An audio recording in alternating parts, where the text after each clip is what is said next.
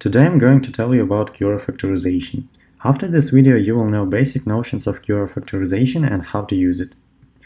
QR factorization is a decomposition of M by N matrix A into a product of two matrices Q and R, where Q is M by N matrix with orthonormal columns, and R is N by N upper triangular matrix. The next question is why QR factorization is useful, and the answer is pretty obvious. It helps us to solve linear equations and least square problems, and also it gives useful simple formulas for pseudo-inverse of a matrix with linearly independent columns, the inverse of a non-singular matrix, and projection on the range of a matrix with linearly independent columns. The main idea of QR factorization is to represent our matrix A as product of Q and R matrices, which we can get from these formulas. Here you would wonder what the letters are D and W. D is a diagonal matrix with the length values of vectors v1, v2, and so on. And to know what is our V matrix, we need to get acquainted with the following algorithm. Gram-Schmidt orthogonalization is a simple algorithm for producing an orthogonal and orthonormal basis for any non-zero subspace of Rn. So given our basis for a non-zero subspace V of Rn, we can define those formulas below.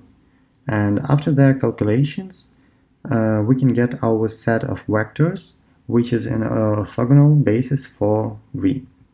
So let's try to solve some examples. Here we have our matrix A, and we need to represent it as a multiplication of two matrices Q and R.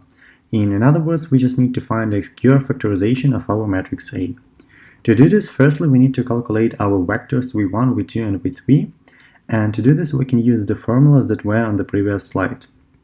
The next step is to calculate our diagonal matrix D, which consists of the lengths of our vectors v1, v2, and v3 on its diagonal. We calculate those values, and then we can get our matrix D, and also it will be very useful to calculate the inverse of D. The next step, we can already have our matrix Q, and it's just a multiplication of two matrices V and the inverse of D. After the multiplication, we get our matrix Q.